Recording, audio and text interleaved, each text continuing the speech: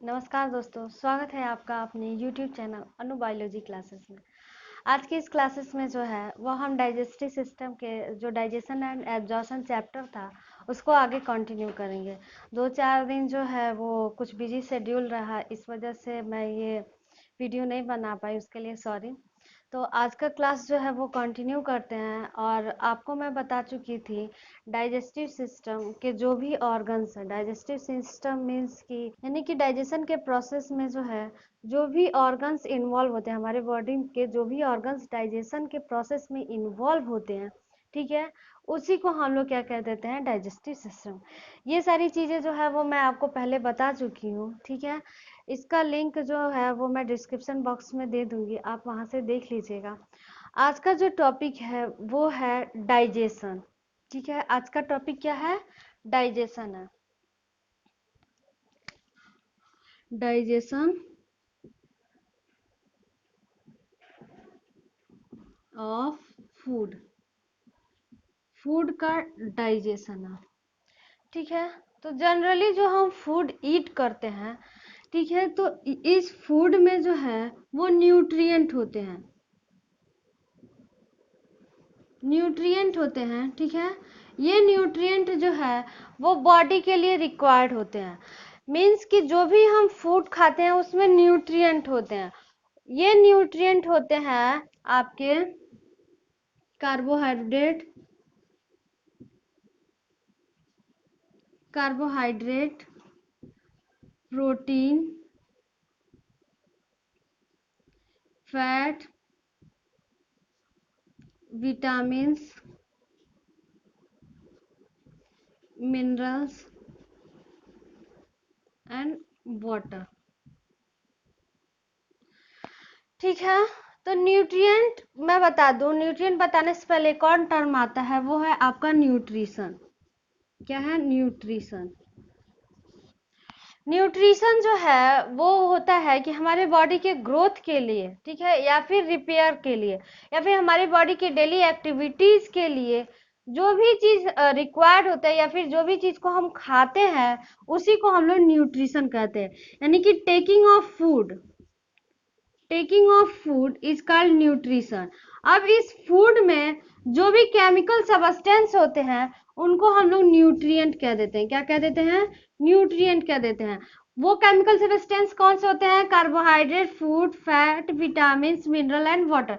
यानी कि जो भी हम फूड खाते हैं वो फूड जो है इनडायरेक्टली या डायरेक्टली हम कह दें कि वो सारे के सारे क्या होते हैं कि केमिकल सब्सटेंस ही होते हैं, सारे के सारे केमिकल सब्सटेंस ही होते हैं।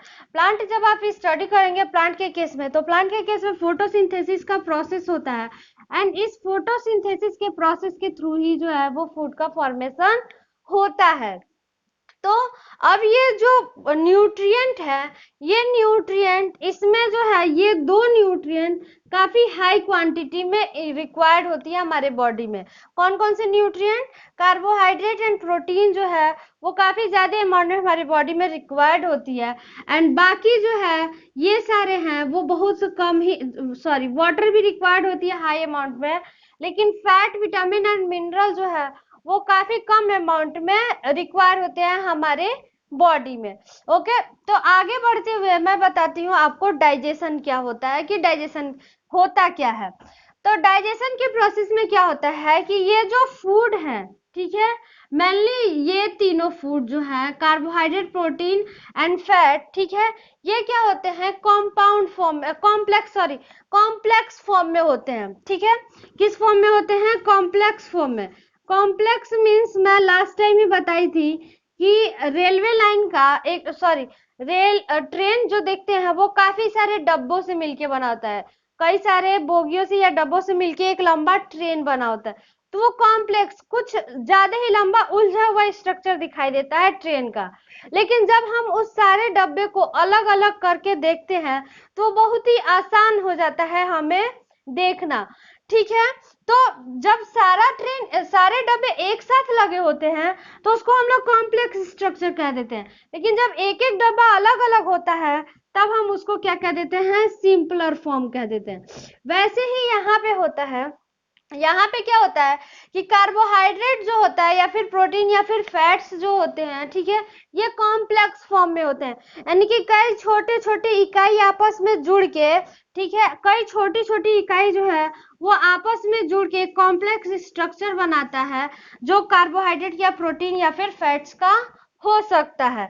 अब ये कॉम्प्लेक्स स्ट्रक्चर आपस में जुड़े हुए होते हैं, ठीक है, इन कॉम्प्लेक्स स्ट्रक्चर को एक दूसरे से सेपरेट करना, ठीक है, एक दूसरे से अलग अलग कर देना सिंपलर फॉर्म कहला देता है। जितने भी मॉलिक्यूल्स एक साथ जुड़े हुए हैं, ठीक है, और एक लंबा स्ट्रक्चर बनाते हैं, उसको हम लोग कॉम्प्लेक्स कर देते हैं, कॉम्प्लेक्स कह देते हैं। और जब वो अलग अलग हो जाते हैं, ठीक है, तो उसको हम लोग सिंपलर फॉर्म कह देते हैं। तो बस डाइजेशन यहाँ पे यही होता है कि जो कॉम्प्लेक्स स्ट्रक्चर होता है फूड का, उसको सिंपलर फॉर्म में जब हम कन्वर्ट करते हैं, तो उसी प्रोसेस को हम लोग कह देते हैं डाइजेशन, ठीक है, यानी कि फूड के कॉम्प्लेक्स फॉर्म से सिंपलर फॉर्म में कन्वर्ट करने के प्रोसेस को हम लोग डाइजेशन कह देते हैं। ओके, तो यहाँ तक आपको आई होप समझ में आ गया होगा कि डाइजेशन क्या होता है, ठीक है। Digestion, the complex molecule of food is converted into simpler molecule is called digestion. अब इसमें जो जो ऑर्गन्स इन्वॉल्व होते हैं इस डाइजेशन के प्रोसेस में, हमारी बॉडी के जो जो ऑर्गन्स इन्वॉल्व होते हैं, ठीक है, उनको हम लोग कंप्लीट फॉर्म में जो है वो डाइजेस्टिव सिस्टम कह देते हैं। तो यहाँ तक आपको आई होप समझ में आ गया होगा, ठीक है, डाइजेशन समझ में आ गया। अब ये डाइजेशन हमारे बॉडी में जो होता है, ठीक है, वो दो प्रोसेसेस के थ्रू होता है, दो भागों में बटा होता है, या फिर कह दें कि दो प्रोसेसेस होते हैं इस डाइजेशन के प्रोसेस में। एक जो होता है वो होता है आपका मैकेनिकल प्रोसेस, मैकेनिकल प्रोसेस,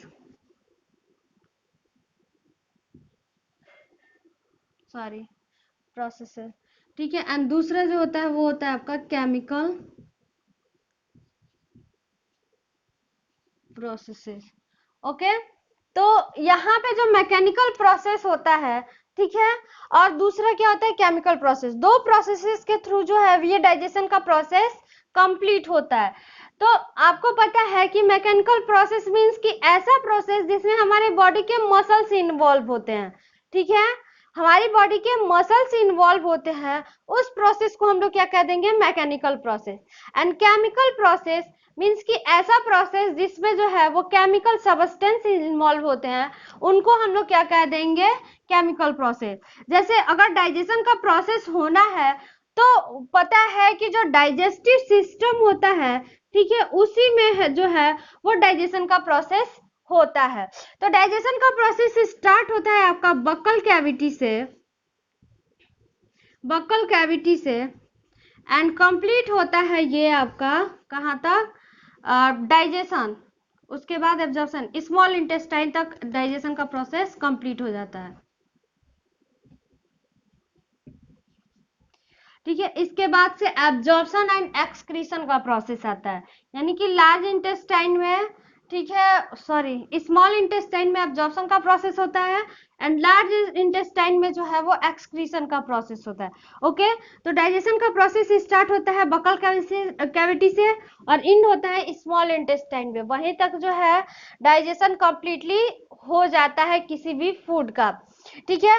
तो अब इस डाइजेशन के प्रोसेस में चूंकि जो हमारे डाइजेस्टिव सिस्टम होते हैं, मीन्स कि जो डाइजेशन के प्रोसेस में जो जो ऑर्गन्स इन्वॉल्व होते हैं, ठीक है, तो वो ऑर्गन्स किससे बने होते हैं, मसल्स से ही बने होते हैं, सेल से ही बने होते हैं, ठीक है, मसल्स से बने होते हैं, ठीक है। तो मसल्स से बने होते हैं, तो चूंकि मसल्स इन्वॉल्व होता है डाइजेशन में, कुछ अपना रोल प्ले करता है, उसको हम लोग कह देते हैं मैकेनिकल प्रोसेस। और इस डाइजेशन के प्रोसेस में जो है जो डिफरेंट ऑर्गन होते हैं वहां से केमिकल सिक्रीट होता है, क्या सिक्रीट होता है, केमिकल सिक्रीट होता है, जिसको हम लोग कह देते हैं एंजाइम, क्या कह देते हैं एंजाइम, केमिकल सिक्रीट होता है जिसको हम लोग क्या कह देते हैं एंजाइम कह देते हैं। और चूंकि ये एंजाइम एक केमिकल होता है, डाइजेशन के प्रोसेस में रोल प्ले करता है, इसलिए हम इस प्रोसेस को क्या कह देंगे, केमिकल प्रोसेस कह देंगे। तो आज के जो है वो क्लास में जो है वनली एंड वनली मैं मैकेनिकल प्रोसेस को बताऊंगी। नेक्स्ट क्लासेस में जो है वो मैं केमिकल प्रोसेस को बताऊंगी। तो स्टार्ट करते हैं आज का लेक्चर, वो है मेन आपका मैकेनिकल प्रोसेस।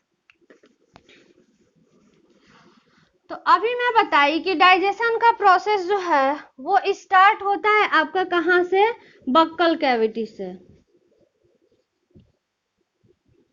ठीक है, कहाँ से स्टार्ट होता है, बक्कल कैविटी से, और इंड कहाँ होता है, स्मॉल इंटेस्टाइन में।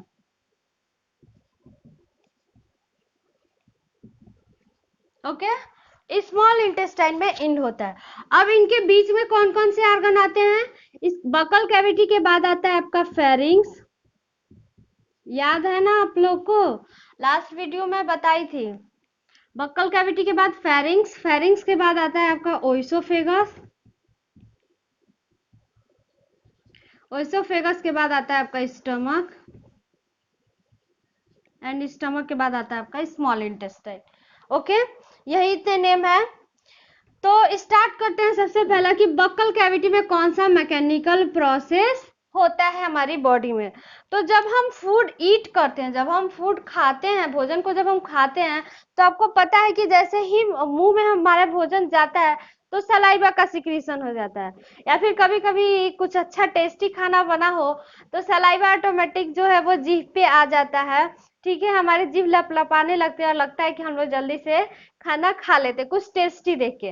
अब कुछ लोग तो जो है, कुछ लोग क्या जनरली होता भी है, इमली और अचार देख के जो है वो जीभ पे जो सलाइवा होते हैं वो काफी सिक्रीट होने लगते हैं। ओके, तो जैसे ही हम भोजन खाते हैं तो हमारे या फिर खाने को देख के जो है वो सलाइवा का सिक्रीशन हो जाता है, इतना तो सबको पता होगा। ठीक है, सलाइवा मीन्स कि लार बनने लगते हैं हमारे मुंह में, सबको पता होगा इतना। अब जब लार बनने लगता है मुंह में, तो उसके बाद से जैसे ही हम भोजन करते हैं तो हमारे दांत जो है वो अपना काम करना शुरू करते हैं, सबको पता होगा। आई होप यहाँ तक तो सबको पता, माउथ में क्या क्या प्रोसेसेस होते हैं यहाँ सबको पता होगा।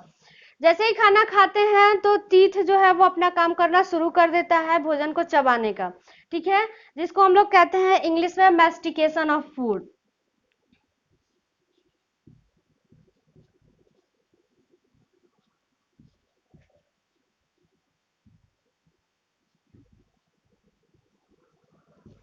टीथ का क्या काम होता है, भोजन को चबाना, भोजन को क्या करता है वो चबाने का, यानी कि पीसेस में तोड़ने का काम करता है, तो उसको इंग्लिश में क्या कह देते हैं, मैस्टिकेशन ऑफ फूड। उसके बाद से जो है वो क्या होता है, सलाइवा, सलाइवा जो है वो सिक्रीट होता है, किससे सिक्रीट होता है, सलाइवरी ग्लैंड से, मैं बताई थी जब डाइजेस्टिव सिस्टम बता रही थी उसी टाइम। तो सलाइवा जो है वो सिक्रीट होता है किससे, सलाइवरी ग्लैंड से। तो इस सलाइवा में एक केमिकल सब्सटेंस होता है, वो होता है आपका म्यूकस। ठीक है, म्यूकस सिक्रीट होता है, और भी केमिकल सब्सटेंस होते हैं सलाइवा में, वो मैं आपको बताऊंगी जब केमिकल प्रोसेस बताऊंगी उस समय। ठीक है, अभी बस इतना ही जानिए। तो सलाइवा में जो है वो म्यूकस होता है, अब म्यूकस सिक्रीट होता है सलाइवा से, उसके बाद से जो है वो आते हैं टंग पे।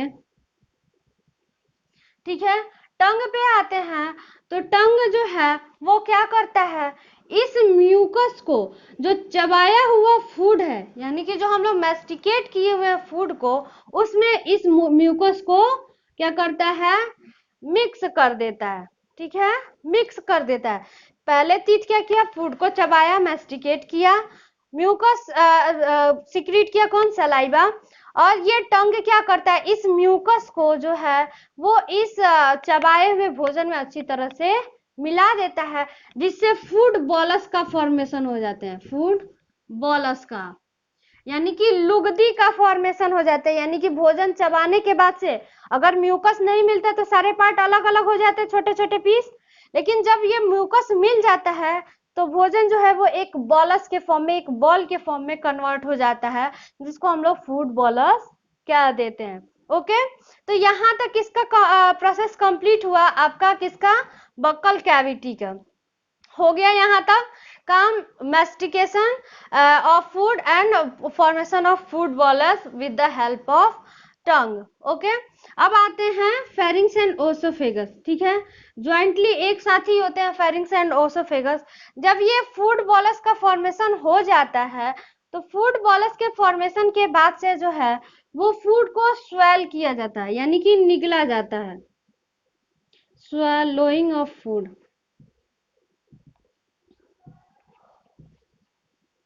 यानी कि फूड को निगलने का काम किया जाता है। ठीक है, स्वेलिंग ऑफ फूड, किसमें स्वेलिंग किया जाता है, किसके थ्रू स्वेलिंग किया जाता है, निगला जाता है फेरिंग्स के थ्रू, और वो ओइसोफेगस से होते हुए जो है वो कहाँ पहुंचता है, इस स्टमक में पहुंचता है।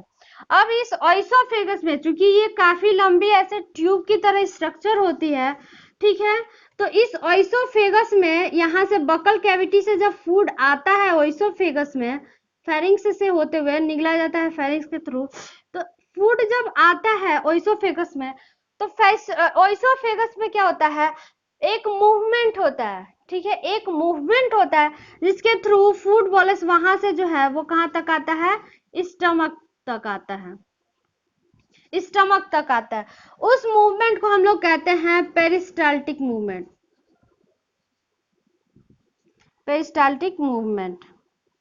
ठीक है, पेरिस्टाल्टिक मूवमेंट मीन्स क्या होता है कि एक लंबा सा ट्यूब लीजिए, ठीक है, लंबे से ट्यूब में जो है वो एक छोटा सा बॉल, ठीक है, एक इतना बड़ा है, तो अगर इतना बड़ा ट्यूब है, ठीक है, तो इतना बड़ा एक बॉल लीजिए, थोड़ा सा उसके सरफेस को अटैच करते हुए। ठीक है, अब ये बॉल जब आप लिए तो इस बॉल को जो है वो एक, इस ट्यूब को जो है वो एक किनारे से दबाइए।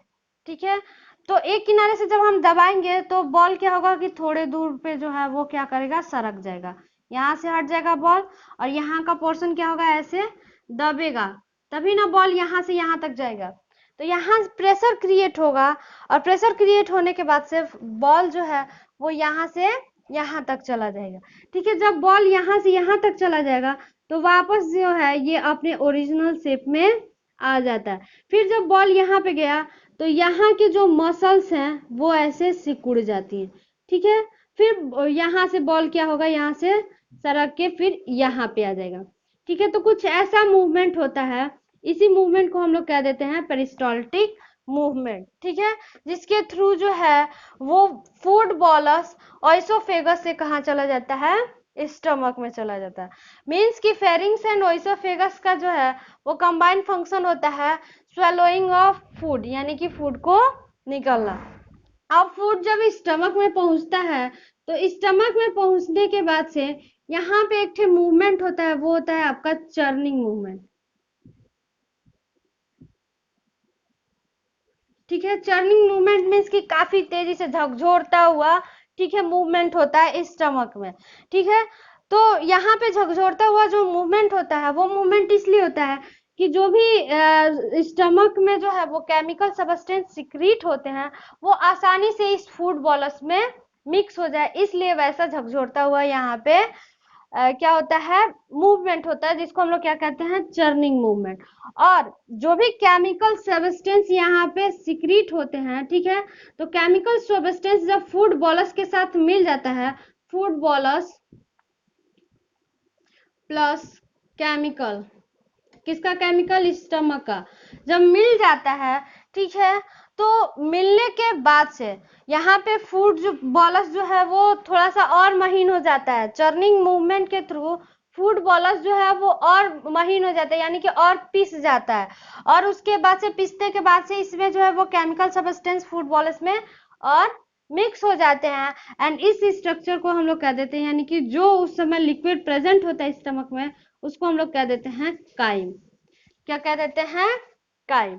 ठीक है, तो यहाँ तक जो है वो फूड का 50% डाइजेशन हो जाता है, कहाँ तक, स्टमक तक। अब स्टमक के बाद से जो है वो फूड आता है कहाँ पे, स्मॉल इंटेस्टाइन पे, एंड स्मॉल इंटेस्टाइन में जो है वो मैकेनिकल प्रोसेस में यही होता है कि ये काइम स्मॉल इंटेस्टाइन में जो है वो ज्यादातर केमिकल प्रोसेसेस ही होते हैं स्मॉल इंटेस्टाइन में। काइम कहाँ आया, यहाँ पे स्मॉल इंटेस्टाइन में, और यहाँ पे क्या होता है, ज्यादातर केमिकल प्रोसेस ही होता है। एंड यहाँ पे जो है वो फूड जो है वो 100% डाइजेस्ट हो जाता है, यानी कि 100% जो है वो फूड सेपरेट होके सिंपलर फॉर्म में कन्वर्ट हो जाते हैं। अब उसके बाद से क्या होता है कि जब 100% फूड का डाइजेशन स्मॉल इंटेस्टाइन में हो जाता है, तो स्मॉल इंटेस्टाइन का एक जो पार्ट है, कौन सा, सॉरी, सबसे पहला पार्ट जो है वो डिओडेनम है, उसके बाद से जो है वो जेजुनम है, एंड उसके बाद से जो है वो इलियम है। ठीक है, तो ये जो दो रीजन होते हैं स्मॉल इंटेस्टाइन के, इन दोनों रीजन में जो है वो फूड का एब्जॉर्प्शन हो जाता है। क्या होता है, फूड का एब्जॉर्प्शन होता है। 100% डाइजेशन यहाँ ड्यूडेनम तक कंप्लीट हो जाता है, उसके बाद से जेजुनम एंड इलियम में जो है स्मॉल इंटेस्टाइन के एब्जॉर्प्शन होता है। अब एब्जॉर्प्शन क्या होता है मैं बता दूं, तो एब्जॉर्प्शन मैं आपको बता दूं कि एब्जॉर्प्शन होता क्या है कि जो भी स्मॉल इंटेस्टाइन होता है, ये ऐसे लार्ज इंटेस्टाइन है, ठीक है, और इसी में जो है वो ऐसे स्मॉल इंटेस्टाइन होते हैं। ठीक है, इसी स्मॉल इंटेस्टाइन से जो है वो लिपटा हुआ होता है आपका कौन सा, ब्लड वेसल्स। ठीक है, ब्लड वेसल्स मीन्स कि ऐसा वेसल्स जिसमें ब्लड फ्लो करता है। ठीक है, उसको हम लोग क्या कहते हैं, ब्लड वेसल्स कहते हैं। तो इस स्मॉल इंटेस्टाइन से, कलर थोड़ा डिफरेंट कर दो ब्लड वेसल्स का जिससे आपको पता चल जाए, ये ब्लड वेसल्स,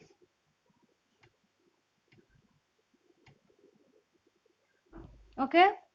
तो इस स्मॉल इंटेस्टाइन के इस वाले रीजन में, यानी कि जेजुनम एंड इलियम वाले रीजन में जो है वो ब्लड वेसल्स जो है वो पैरेलली मूव किए होते हैं। जब फूड जो है वो ड्यूडेनम वाले रीजन में कंप्लीटली डाइजेस्ट हो जाता है, तो उसके बाद से जब जेजुनम में आता है, तो जेजुनम में आने के बाद से सिंपलर फूड जो है वो चले जाते हैं कहाँ पे, ब्लड वेसल्स में। सिंपलर फूड कहाँ मूव करते हैं, ब्लड वेसल्स में मूव करते हैं। ठीक है, और यानी कि सिंपलर फूड का ब्लड वेसल्स में मूवमेंट जो होता है, उसी मूवमेंट को जो है वो हम लोग एब्जॉर्प्शन कह देते हैं। ठीक है, यहाँ पे जब एब्जॉर्प्शन हो जाता है फूड का, ठीक है, यानी कि फूड जो है वो स्मॉल इंटेस्टाइन से जो है वो ब्लड वेसल्स में जब मूव कर जाता है, ठीक है, तो उसके बाद से क्या होता है कि ये ब्लड वेसल्स फूड को, यानी कि सिंपलर फूड को जो है वो बॉडी के डिफरेंट पार्ट में पहुंचाता है, जहाँ पे जो है वो इस फूड की रिक्वायरमेंट होती है। ठीक है, ये जो है वो कंप्लीट प्रोसेसेस है, मैकेनिकल प्रोसेस। ठीक है, जिसके थ्रू मैं यहाँ पे ये बताई हूँ कि जब आप भोजन करते हैं, ठीक है, तो उसके बाद से उस भोजन के साथ क्या क्या प्रोसेसेस होते हैं। ठीक है, एक सिंपल वे में समझाई हूँ कि कैसे कैसे फूड कहाँ कहाँ मूव करता है। ठीक है, और उसके बाद से उस फूड का क्या होता है, एट लास्ट वो जाता है कहाँ तक, सेल तक जाता है, या फिर हमारे बॉडी, कह सकते हैं इजी वे में कि हमारे बॉडी के डिफरेंट पार्ट में जाता है, जहाँ पे जो है उस फूड की रिक्वायरमेंट होती है।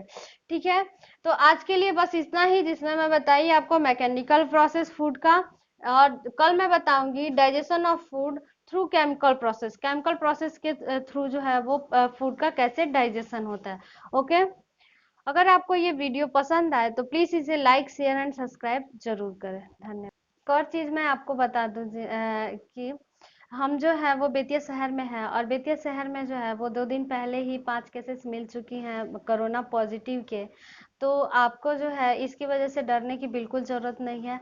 इसका बस एक ही इलाज है कि जो है वो आप अपने घरों में रहें, सुरक्षित रहेंगे। अगर घर से बाहर निकलेंगे तो आप जो है वो बीमारी को घर पे बुला के लाएंगे, और घर में भी रहने के बाद से जो है वो सावधानी जरूर बरतिए, यानी कि साफ सफाई का विशेष ध्यान रखिए। और दूसरी बात ये कि हमारे जो लॉकडाउन है वो 2 घंटे पहले ही अनाउंस हुआ है कि वो 2 हफ्ते के लिए और बढ़ा दिया गया है। तो इससे ये ना सोचे कि जो है वो हमें बाहर घूमने को नहीं मिल रहा है। इसमें जो है वो कहीं ना कहीं से हमारी ही भलाई है, हमारा ही सुरक्षा है कि हम जो है वो घर में ही अभी सुरक्षित हैं। ठीक है, तो प्लीज और प्लीज आपसे रिक्वेस्ट है कि अपने घरों में ही रहें और सुरक्षित रहें। धन्यवाद।